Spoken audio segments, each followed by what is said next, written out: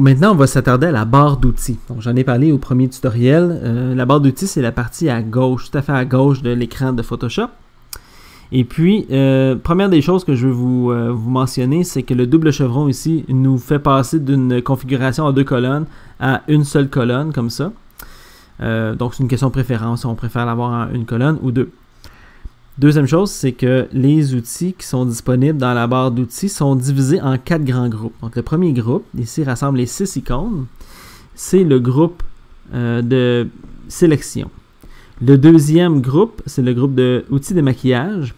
Il y a ensuite les outils vectoriels et puis les autres outils. Donc, par exemple, ici, on peut déplacer notre image, faire des zooms, sélectionner la couleur d'avant-plan, la couleur d'arrière-plan, faire d'autres sélections et puis changer le mode de visionnement de Photoshop.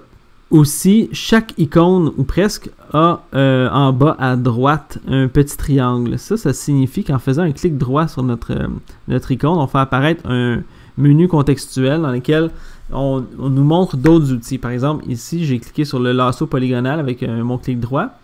Et puis, on me donne la possibilité de changer mon lasso polygonal pour l'outil lasso, tout simplement, ou l'outil lasso magnétique. Donc, je pourrais, par exemple, choisir l'outil lasso. Et puis, c'est maintenant l'outil lasso qui va prendre la place de l'outil lasso polygonal. De même manière, si je vais chercher ici l'outil rectangle de sélection, je fais un clic droit, on me propose l'outil ellipse de sélection, l'outil rectangle de sélection une rangée et l'outil rectangle de sélection une colonne.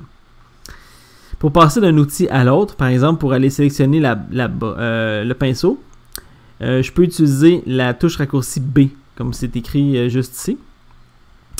Donc, quand on laisse notre curseur longtemps sur un élément dans Photoshop, il y a un tooltip text qui apparaît et puis ça nous donne la clé raccourci à côté.